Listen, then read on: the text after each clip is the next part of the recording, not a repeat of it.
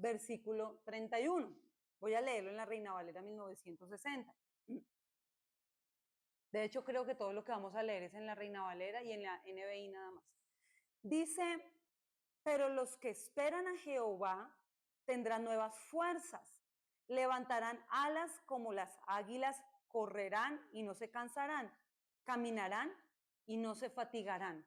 Dice, los que esperan a Jehová, los que están esperándolo a él.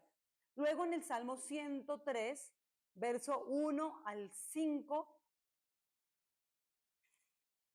también en la misma versión de la Biblia dice, bendice alma mía a Jehová y bendiga todo mi ser su santo nombre. Bendice alma mía a Jehová y no olvides ninguno de sus beneficios. Él es el Él es quien perdona todas tus iniquidades, el que sana todas tus dolencias, el que rescata del hoyo tu vida, el que te corona de favores y misericordias, el que sacia de bien tu boca, de modo que te rejuvenezcas como el águila. Yo veo acá en el verso 1 y en el verso 2 una cosa que debe capturar nuestra atención, y es lo siguiente. 3 veces dice, bendice alma mía, bendice todo mi ser tu santo nombre, pero lo habla 3 veces. Ustedes saben que cuando en la escritura judía, en la escritura hebrea, algo se pronuncia 3 veces seguidas, es porque se está haciendo un énfasis aún mayor y esto se eleva a una enésima potencia. Nosotros tenemos que aquí ubicarnos cómo arranca este escrito de este salmo. Y es un mandato que nosotros tenemos que hacerle a nuestra alma, porque nuestra alma, siempre lo hemos estudiado, y es que se quiere ligar a nuestra carne, se quiere fusionar con la carne para llegar a un punto de doblegarnos y triunfar sobre nuestra parte espiritual. Por eso la Biblia dice que tenemos que ser espirituales y no carnales. Acá en este punto podemos volver a hablar lo que hemos venido hablando últimamente, las últimas reuniones, y es que el Señor nos está llamando a nosotros a ejercer o a practicar el dominio propio. Este es un mandato que yo tengo que darle a mi alma y a todo mi ser. Tú tienes que bendecir. Y entonces en lo que yo estoy leyendo del líder como Jesús, hay una parte que los autores nombran como el liderazgo personal. Y el liderazgo personal consiste en que yo tengo que, en primer lugar, liderarme a mí mismo. Yo no puedo liderar a otro, yo no puedo ayudar a otro cuando yo no soy capaz de ayudarme a mí mismo y de liderarme a mí mismo. Entonces me impactaba mucho eso. ¿Por qué? Porque en lo que estamos leyendo en estos 2 versos estamos hablando acerca de las águilas. Y cuando el Señor a nosotros nos compara con algo o nos usa como ejemplo con algo, con algún animal o con alguna situación, debemos también prestarle atención. En primer lugar, vemos que el mandato a bendecir 3 veces es algo que nosotros tenemos que ejercer al ejercer un liderazgo personal. Yo tengo que liderarme a mí mismo, pastorearme, cuidarme, ayudarme, defenderme. Tengo que ungirme, tengo que imponerme manos y sacar fuera de mi vida cosas que vienen a atacarme. Eso nos toca hacerlo a todos nosotros. Lo que pasa es que muchas veces queremos delegarle esa función y esa responsabilidad a un tercero, cuando en realidad la responsabilidad y la autoridad basada en esa responsabilidad, el Señor nos la otorgó a nosotros como hijos y posesión suya que somos. Entonces, vamos acá. Bendice alma mía, y ya quedó como un mandato hacia mi propia persona. Luego vemos que nos están comparando en varios textos de la Biblia con las águilas. Y el águila es un animal demasiado impresionante en cuanto a lo que podemos aprender de él.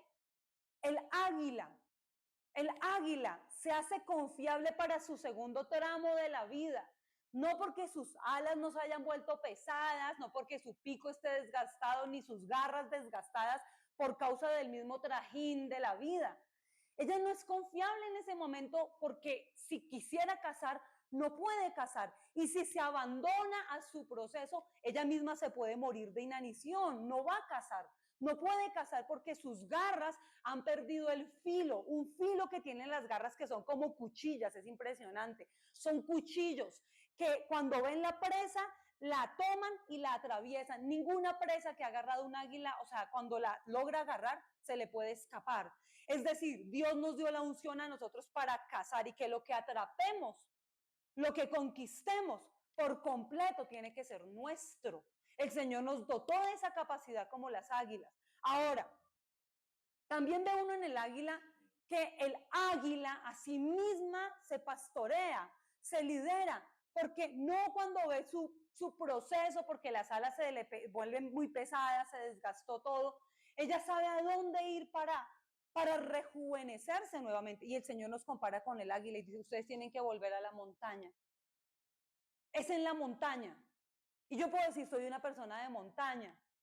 Yo soy una persona que ora y yo creo que aquí la mayoría de nosotros oramos, hacemos un devocional, tenemos una lectura, la mayoría lo hacemos. Pero no es solamente eso, es ir en realidad a la montaña, es entender que yo soy de Él y lo que yo soy en sus manos. Entonces es ir a la montaña. ¿Cómo se vuelve confiable el águila para volver a enfrentar la otra parte de su vida cuando ha sido capaz de esconderse en la montaña 150 días en un proceso doloroso para volver de nuevo al plano terrestre y enfrentar lo que tiene que enfrentar? Es ahí cuando ya se vuelve confiable. Ninguna persona que se muere en el desierto es confiable. Ninguna persona que en el desierto se queda tendida es confiable. Jamás, jamás. Muchas personas en medio del desierto se quedan tendidas. Tenemos el caso del pueblo de Israel que en el desierto se quedaron tendidos. Se quedaron tendidos por causa de la dureza del corazón, por causa de la rebeldía, por causa de la desobediencia, por causa de que extrañaban Egipto, que anhelaban Egipto y querían mirar atrás y querían volver al mundo y a los placeres del mundo y estaban allá porque ya era como su parte espiritual estaba muy ligada a lo que era Egipto. Entonces quedaron tendidos muchos de ellos en el desierto, pero otros, por ejemplo, Caleb, Josué, que ya eran personas adultas, lograron ellos vencer. ¿Por qué? Porque pasaron por el proceso, porque entendieron que tal vez en el tramitar, en el transitar, en el trasegar, sus alas ya estaban pesadas, su pico desgastado, sus garras también, pero entendieron que solamente en Dios, en el Señor. Ahora, ¿qué aprende? Porque uno dice acá, no olvides, después de que nos da un mandato de bendecir, dice, no olvides, porque el ser humano tiene la tendencia a olvidarse de las cosas buenas que Dios ha hecho por él. Nosotros tenemos esa capacidad. Mire, cuando viene la tormenta a la barca, a la gente se le olvida todos los milagros que han visto hacer a través de las manos de Jesús. Ellos en el momento de la tempestad están mirando a la tempestad, pero por un momento su mente a causa de la tempestad se nubla y les hace olvidar que Jesús con sus manos, con su saliva, con una oración ha hecho cosas loquísimas, pero loquísimas, milagros sobrenaturales. Es la tendencia de nosotros cuando viene el problema. Mire, algo que es importante es aplicar esta palabra. Alma mía, no olvides, no podemos olvidarnos. Y si hasta el día de hoy hemos tenido techo, y si hasta este día hemos tenido una cama para descansar, comida que nos alimente, ropa que nos cubra, es porque el Señor ha estado con nosotros hasta hoy. Y si el Señor hasta el día de hoy nos ha sostenido, no le queda grande sostenernos mañana ni pasado mañana, porque las necesidades que vamos a tener ya están cubiertas por Dios. Él ya proveyó para cada una de nuestras necesidades. Tenemos un Dios que hace provisión. Me encanta, porque Jesús les dice, tranquilos, no los voy a dejar huérfanos. Yo me voy a ir, pero a prepararles. No los dejo huérfanos porque les mando al que va a vivir dentro de ustedes, que es súper hermoso. Pero aparte, cuando Él esté dentro de ustedes, yo voy a estar trabajando para ustedes. Tenemos a un Dios. Tal vez esto le suene y le retiña los oídos a mucha gente. Y mucha gente va a decir, usted está predicando una herejía. Y les voy a decir, y honestamente, tenemos un Dios que trabaja en favor nuestro. que obra en favor nuestro. Dice que a su amado lo bendice mientras duerme. Mientras uno descansa, el Señor está trabajando. Mientras estamos acá, Él se fue a preparar una morada. O sea, mi problema, mi situación, todo lo que, mis compromisos aún económicos de ahora, el Señor ya tiene el depósito. Así es de que tenemos es que caminar en la gracia de Dios, descansar en esa gracia porque todo, absolutamente todo el Señor ya lo tiene cubierto. Tenemos a un Dios que trabaja para nosotros, en favor nuestro, que obra en favor nuestro. Esto no es descabellado porque vemos a un Dios desde el Génesis trabajando, operando en su poder para darle un paraíso al hombre, ¿o no? Cuando todo era un caos, cuando todo era un relajo, cuando todo era un desorden, vemos a un Dios que antes de que el hombre tuviera necesidad aún de comer, el Señor ya estaba creando lo que le iba a suplir la necesidad, ¿cierto? Y aún cuando el hombre está durmiendo, Dios le está creando una mujer que saca de una parte de su cuerpo. O sea, Dios está obrando aún en los momentos de mayor oscuridad de nuestra vida. Entonces simplemente confiemos, descansemos, porque es que esto no es solamente para predicarlo, recitarlo y decir, ah, sí, esa palabra es bonita, pero no, no es solamente bonita, es que esta palabra tenemos que creerla, porque no hay otra forma de vencer lo que está pasando, sino es a través de la fe. Todos los milagros, el Señor, ¿qué quiere? Yo decía, pero es que ayer leía o antier, pero era obvio.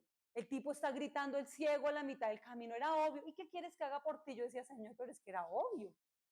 Pero el Señor dice, ¿pero qué quieres? Pero es que la necesidad del hombre era evidente. El hombre estaba mendigando porque estaba ciego y no podía trabajar de otra manera y estaba excluido. ¿Y qué quieres? Y yo decía, bueno, ¿por qué le preguntas así? Porque luego el Señor da un decreto sobre este hombre y le dice, tranquilo, tu fe te sanó. Es la fe, es la fe, es la fe. Es esa fe que necesitamos nosotros para entender eso y no podemos olvidar lo que Dios hasta este día ha hecho en favor nuestro. Dice, y me gusta este orden. Miren lo que dice primero. Él es el que perdona todas tus iniquidades.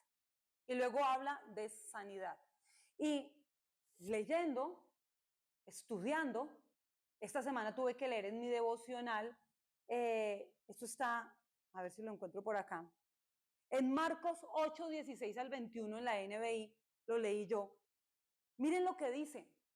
Ellos comentaban los unos con los otros, lo dice porque no trajimos pan. Al darse cuenta de esto, Jesús dijo, ¿por qué están hablando que no tienen pan, de que no tienen pan? ¿Todavía no ven? ¿Todavía no entienden? ¿Tienen el corazón endurecido? Es que tienen ojos, pero no ven, y oídos, pero no oyen. ¿Acaso no recuerdan cuando partí 5 panes para 5,000? ¿Y cuántas canastas quedaron de pedazos? 12. Y cuando partí los 7 panes para 4,000, ¿cuántas cestas llenas de pedazos recogieron? 7, respondieron. Entonces concluyó, y todavía no entienden. ¿Por qué? Cuando hay dureza en nuestro corazón, la tendencia o algo que revela que hay dureza en nuestro corazón es lo siguiente. Un corazón que se endurece no permite ver ni entender que Dios obra de manera sobrenatural. Usted y yo nos acostumbramos, nosotros nos hemos acostumbrado a ver lo natural. Eso es un problema que tenemos. De verdad, porque somos más naturales que espirituales en muchos casos. En situaciones somos los más espirituales y eso mejor dicho, pero hay momentos en que uno está en medio de unas situaciones que uno actúa como una persona natural. Y cuando uno se le endurece el corazón, porque el Señor les dice, yo creo que ellos hubieran podido ofender, ¿por qué nos está insultando? Porque yo creo que si a cualquier persona le dice, usted tiene un corazón duro, la persona va a reaccionar mal. Pero miren, esto es un llamado para cada uno de nosotros para no permitir que nuestro corazón se endurezca. Porque algo que ocurre cuando nuestro corazón se pone duro, se pone rígido, es que nosotros no podamos ver ni entender que Dios obra de una manera sobrenatural, más allá de lo natural. Sobrenatural quiere decir por encima de. Sobrenatural es que cuando hay un poquito de harina en una vasija y un tris de aceite, sobrenaturalmente se multiplica. Cuando hay solamente un puñado, bueno, unos centímetros cúbicos de aceite, el Señor dice, traigan vasijas que se va a multiplicar. Esa es la sobrenaturalidad. Yo tengo mi naturalidad, que es tener una vasija con un poco de aceite. Eso es lo natural. Y yo lo que veo es este poquito de aceite en esta vasija ahora mismo. Mis ojos naturales están viendo acá una vasija con un poquito de aceite. Pero yo sigo aquí porque le creo a Dios que este poquito aceite que ha sido puesto en cada uno, poniéndose sobre otras vasijas, se va a multiplicar. Amén. Porque el Señor nos lo decía, siempre hay dolor antes de un alumbramiento. Entonces vamos por buen camino. El Rey desde el cielo ha dado un decreto y el decreto es el siguiente. Esta mañana le pedí una respuesta a Dios y el Señor me la envió. Puso a alguien a las 6 de la mañana a llamar y a llamar y a llamar. Y yo estaba en mi devocional esperando una respuesta. Y yo esperé la respuesta y yo, Dios mío, y yo leí muchas cosas lindas, pero yo no había encontrado la respuesta a lo que yo le estaba preguntando al Señor. Y luego el Señor envió a alguien que dijo, estaba llamando con apuro y con afán para decretarle esto, y esta es la palabra. Y dio la palabra. Y yo empecé a orar en lenguas con esa palabra. Y yo, gracias, porque yo le estaba pidiendo ahorita al Señor una respuesta y a las 6 de la mañana hoy la recibí. Entonces, miren, naturalmente nosotros podemos ver cosas muy pequeñas, pero si nos ubicamos en el plano de la confianza en Dios, porque decía que los que esperan a Jehová tendrán nuevas fuerzas y serán renovados como las águilas. Si nosotros hoy no miramos con naturalidad, vamos a poder permitirle al Señor, porque nosotros somos los que limitamos el poder de Dios. Tal vez me digan, ay, no, eso es mentira. No, eso es verdad. Ay, pero si Dios es soberano, porque es que yo ya me sé como algunos argumentos que le lanzan a uno. Pero si Dios es soberano, es sobrenatural. No, mire, yo les digo algo. Cuando el Señor le decía a la mujer de las migajas debajo de la mesa, le decía, tu fe. Es tu fe. Es tu fe lo que actúa en favor de que el milagro venga. Nosotros somos a veces el limitante para que estas cosas sobrenaturales no vengan a nuestra vida. Así es de que nos vamos a sentir como un poquito de aceite en una vasija en este momento, pero somos el aceite que el Señor quiere empezar a multiplicar depositándose sobre otras vasijas. Amén y amén. Somos nosotros ese aceite. Somos ese aceite que va a sanar, que va a restaurar, que va a bendecir, que va a traer una economía estable, saludable, porque fue todo lo que pasó con el aceite. Es que el aceite tiene muchos usos. Tal vez el Señor hubiera podido permitir en su soberanía que fuera otro ingrediente, qué sé yo, uvas, vino, ¿por qué no?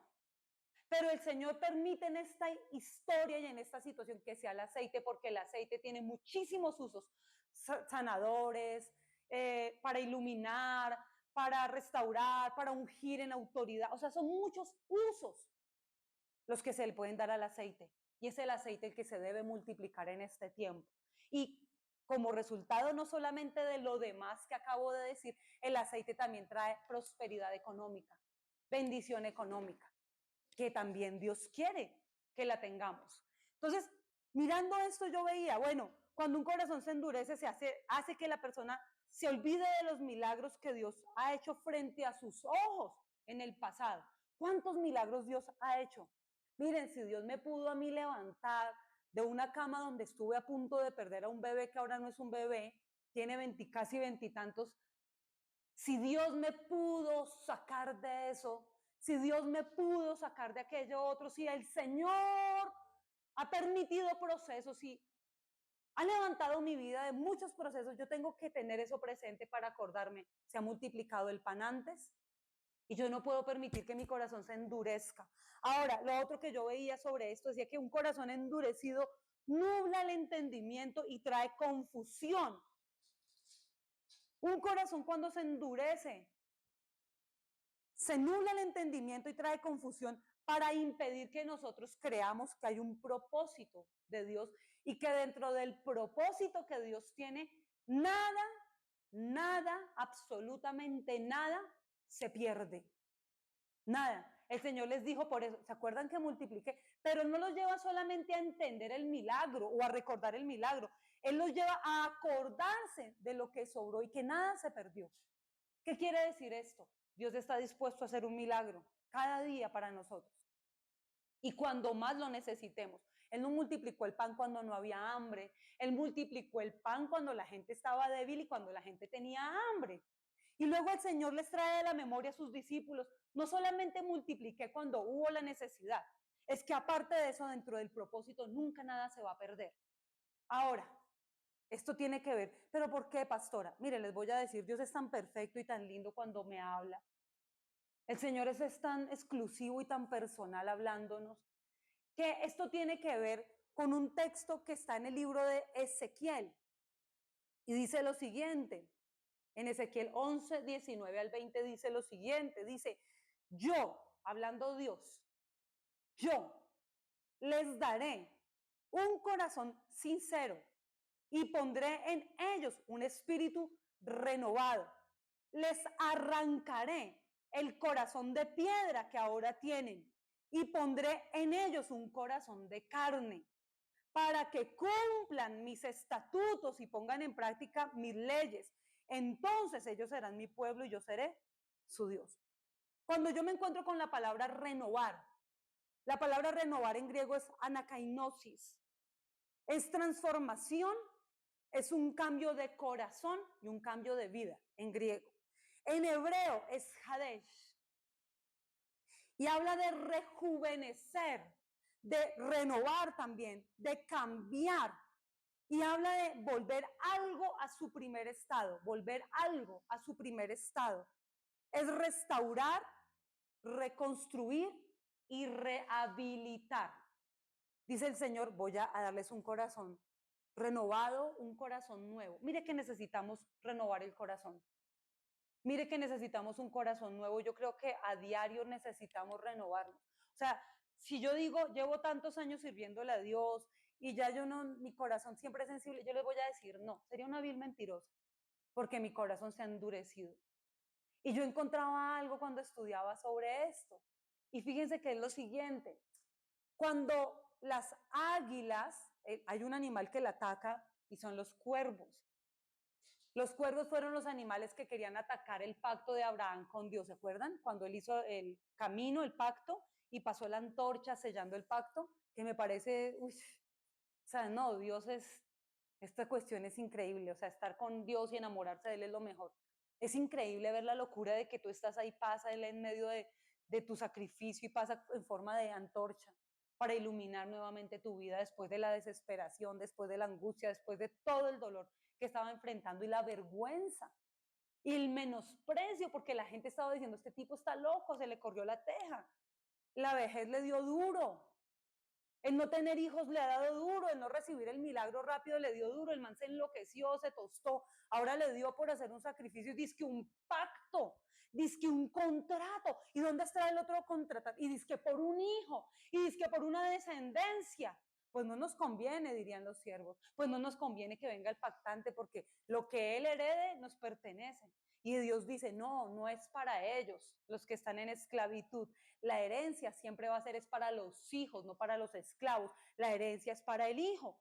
Y en medio de esta locura, en medio del menosprecio, en medio del ataque y la burla de la gente, en medio del ataque de los cuervos, el Señor, después de que pasa todo esto, se presenta para ratificar que hay un pacto. Ese es el Dios que nosotros tenemos, al que amamos, al que a veces no vemos, pero que siempre nos ve a nosotros.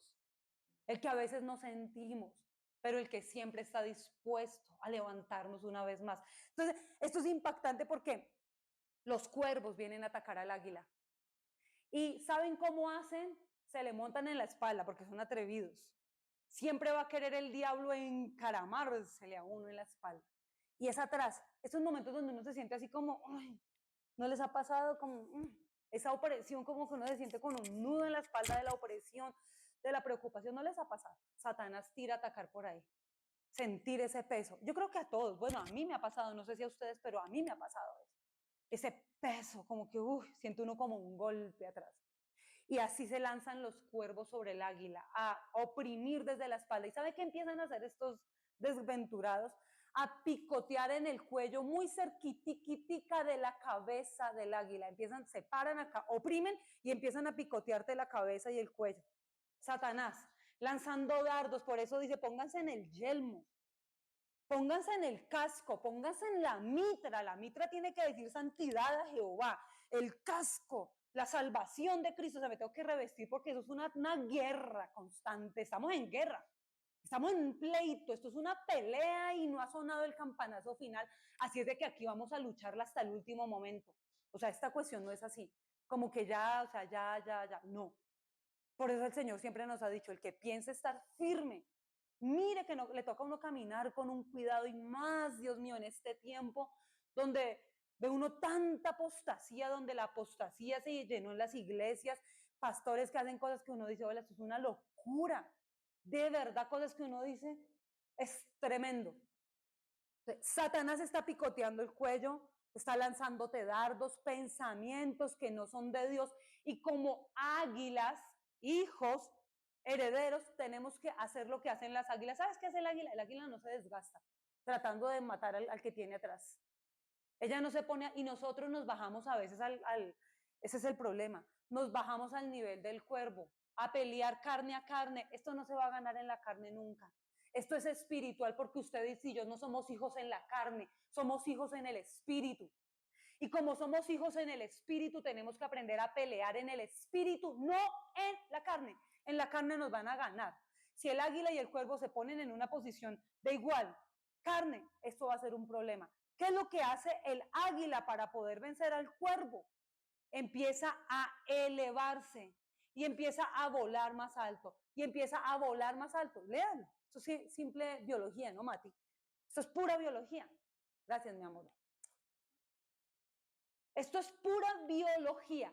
El águila empieza a subir su nivel y entre más sube, sin ponerse a desgastarse con el cuervo. Hay cosas con las cuales uno no tiene que pelear en la carne.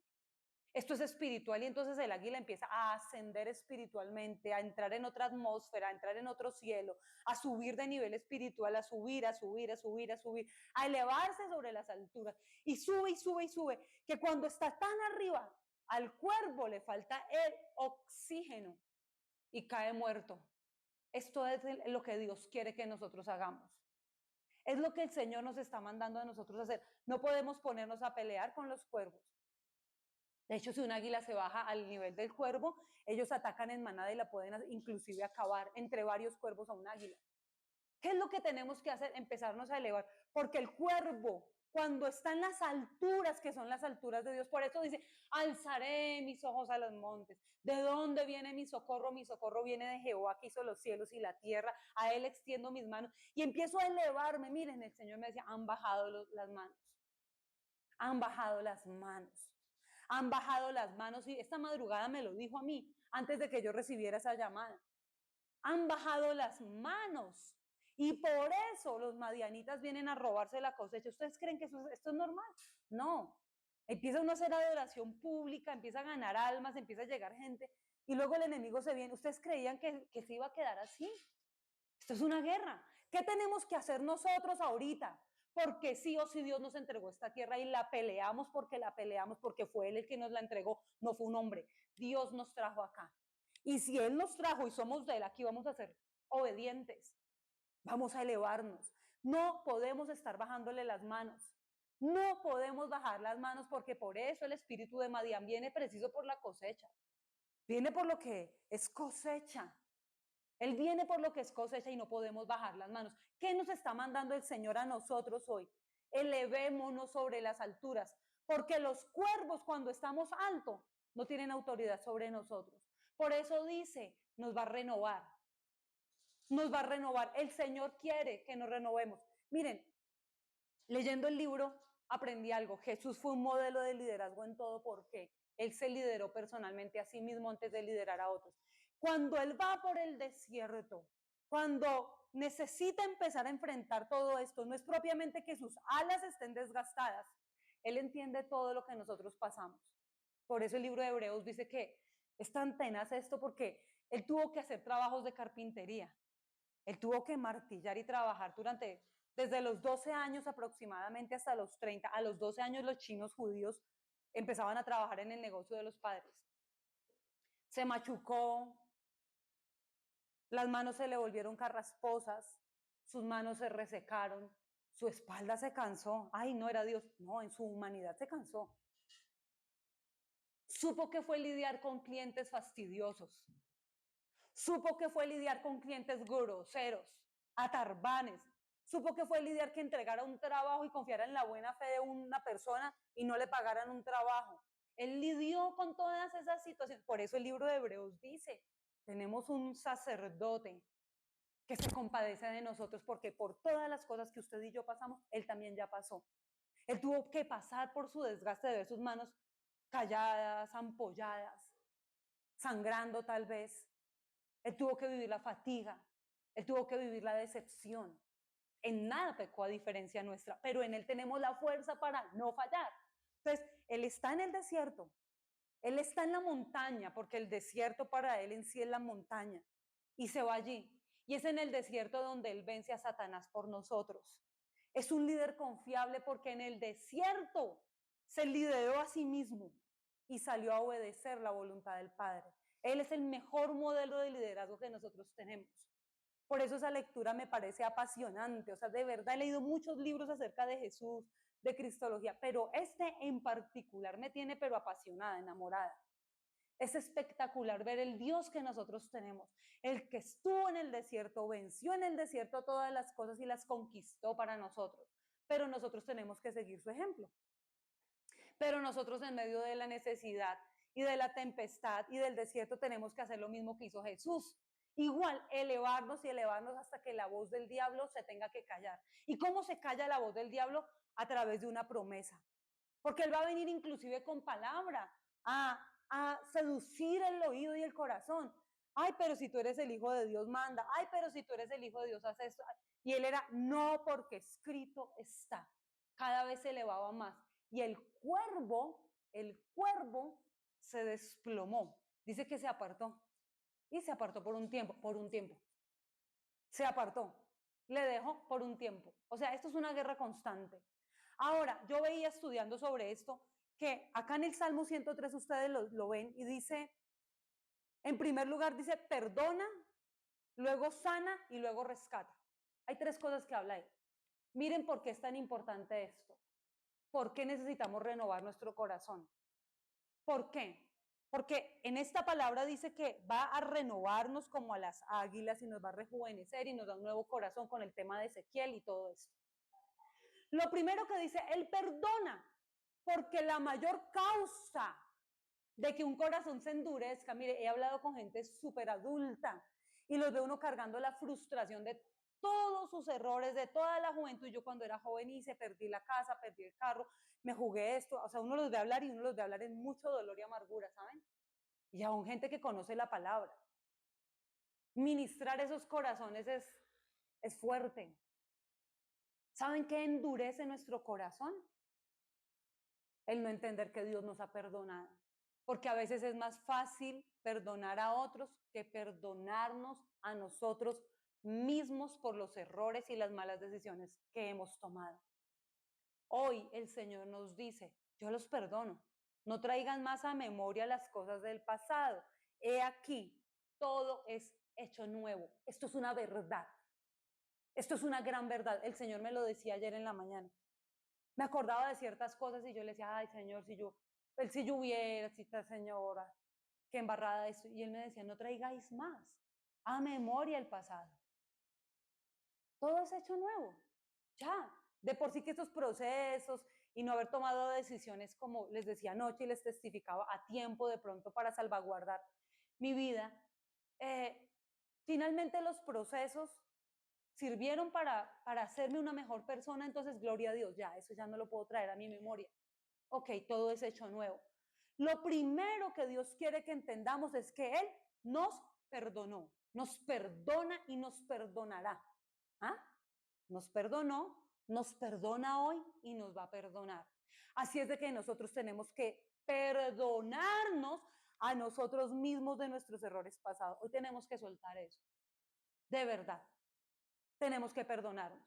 Debemos perdonarnos porque es lo primero que el Señor.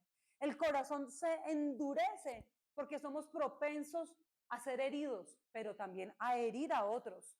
El corazón se vuelve duro cuando nos hieren, cuando los procesos nos golpean, cuando no sanamos de una manera correcta en nuestras heridas.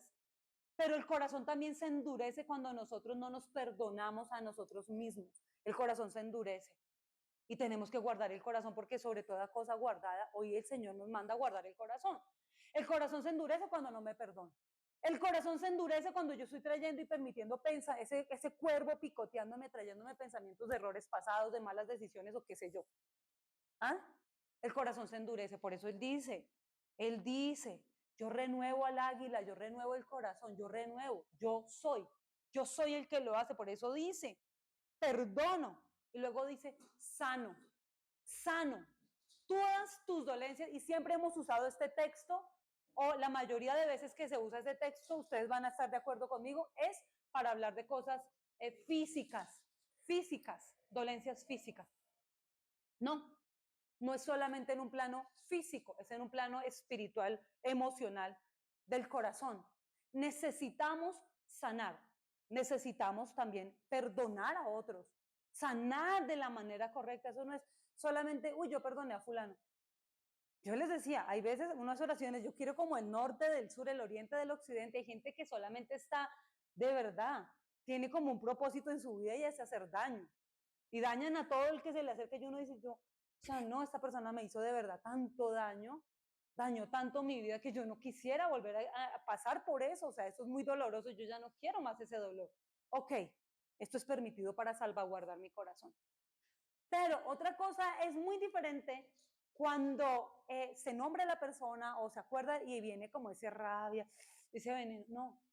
Entonces no ha habido una sanidad completa. Debe haber sanidad, perdón, sanar, restaurar, sanar. Es lo que Dios nos está mandando a nosotros hoy a hacer.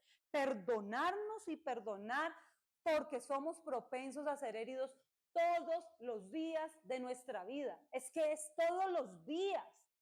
Es que a uno lo hieren casi a diario. Es que las traiciones, es que el abandono, es que el maltrato, es que el menosprecio, todas esas cosas duelen demasiado. Pero nosotros no fuimos diseñados por Dios para guardarnos nada. Por eso el Señor decía, vengan todos los que están trabajados, los que están cargados. Él sabía de lo que hablaba porque a él también lo habían herido. Muchas personas, inclusive los mismos hermanos le decían, está loco, tiene un demonio. Los mismos hermanos lo acusaban. Entonces, es necesario que nosotros perdonemos, es soltar. Es que cuando tú oras por alguien que te ha herido y oras desde tu secreto, desde tu lugar de Dios, tú empiezas a experimentar una paz que sobrepasa todo entendimiento hacia esa persona. Tú ya sabes quién es la persona, tú ya sabes lo que hace la persona, pero tú simplemente estás salvaguardado y sano, porque el corazón endurecido es un problema para nosotros. Cuando permitimos que los procesos nos endurezcan, que las situaciones nos amarguen, que se vuelvan parte de nosotros, entonces nos pasa lo que le pasó a los discípulos. No hay pan. ¿Será que es porque no hay pan? Están hablando de algo que es económico, monetario, físico. ¿Será porque no compramos? ¿Será porque no se ¿Será que es lo que quiere? Y él les dice, ustedes tienen el corazón endurecido. Ustedes viendo no ven, oyendo no escuchan, no entienden. Multipliqué y se recogió porque sobró. Ese es el Dios que tenemos nosotros. El Dios de la sobreabundancia y lo sobrenatural. Pero hoy el Señor nos pide, guarden su corazón y pidan un corazón nuevo. Amén.